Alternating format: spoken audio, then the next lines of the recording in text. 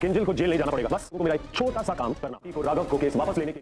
तुम बोलो ना, आप कहेंगे ना, बोलेंगे ना प्लीज। आप ना मां है ना दाई है, ना वो है, आप सिर्फ एक सेल्फिश औरत जो किसी से नहीं है।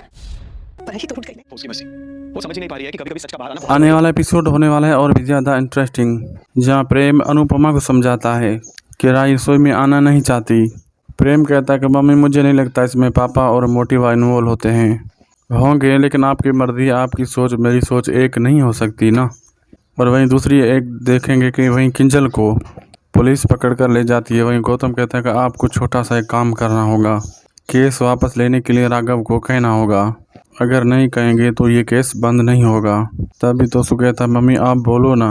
और वहीं किंजल कुछ जेन हो जाती है और अनुपमा समझाने जाती है तो और तोसु धक्का मारता है और कहता है आप सेल्फिश औरत हो, आप किसी की सगी नहीं हो।